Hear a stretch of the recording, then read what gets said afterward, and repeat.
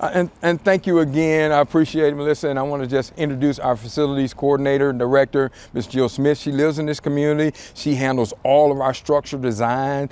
She handles getting ready with those who are our stakeholders. And she can tell you a lot more specificities about this building that really enhance its work and its work and functionality. Jill Smith? Yeah. Welcome. Thank you, Superintendent. You're welcome. Thank you for having me. Sure, thank you for joining us, Jill. So we were talking just a little bit earlier. I was researching the school a little bit and was talking about the variance, and I was interested in what deviation or variance from any state regulation, but that's not what it was. He alluded to it earlier, that it was really about the fact that the regulation at the time that this was being applied for, the cost per station was very low. Can you dive in a little bit on that process and what had to be explained to the state and what you had to do there? So at the time that this school was built, we had cost per student station in place, which still exists in Florida. Right now we are on a pause currently from it, but superintendent and predecessors before me had to work really hard at getting the legislation changed specifically for this project. The challenge with us in Walton County is that we only collect ad valorem taxes for capital outlay dollars. So that gives a limitation on what you can spend up to per student station in the building. And the variance on this school allowed Walton County School District to go over that cost per student station to allow for this building. But not just this building, as Superintendent mentioned, just growth in our area leads to market increased prices just for material and labor and things that exceed maybe other areas of the state. So we were allowed to build this school at a little over cost per student station requirements. And he mentioned earlier there was a little bit of a stop because of that. How long was that period? That period took probably about 12 weeks. Okay. And now the stoppage didn't take that long, but the process and what happened, literally, it ended up being called the Walton County Rule, because we fought for it. And I walked the halls of the Capitol with several people. Mr. Drake was in office then, and some other legislators were in office, and they helped me walk the Capitol. Nassau County was in the same situation. So we really walked together and fought for it, and it was called the Walton County Rule that we got it in, kind of an addendum to the rule so that we could build this responsibly.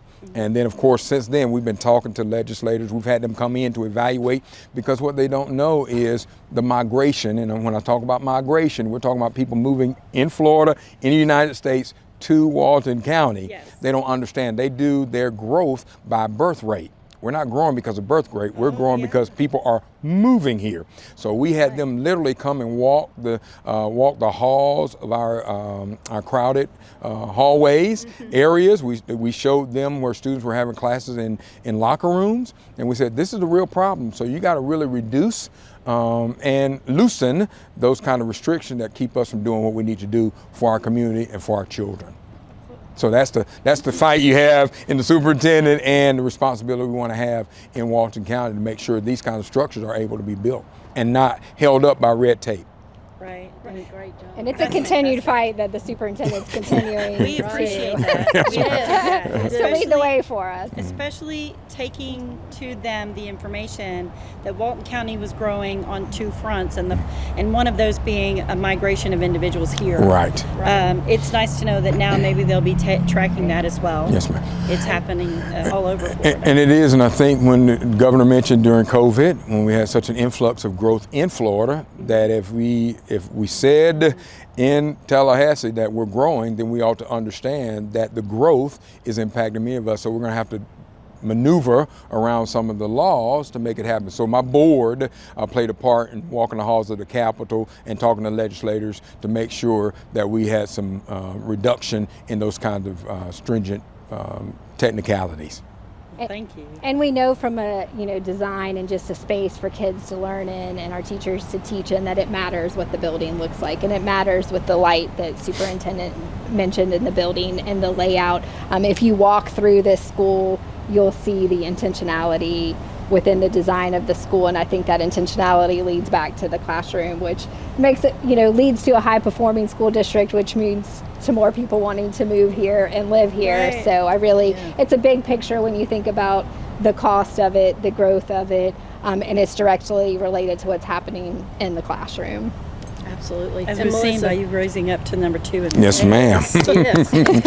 Yes, ma'am. Yes, ma'am. Scary. Scary. Right. Yes, ma'am. Melissa, I just wanted to bring something in here too that you mentioned earlier, and I want to be sure it's emphasized that schools are exempt from local development regulations, and so that was one of the reasons this project caught our eye, because we said, look at that, that they're really going above and beyond, not just with how it functions and looks on the inside, but on the outside.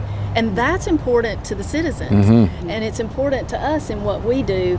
And so we are just really impressed that that the school and the school system still wanted to go that extra step above and beyond in the design of the project, the landscaping, the grounds look amazing, and the exterior of the building, the interior, everything. It's just wonderfully done, and we appreciate that. Thank you.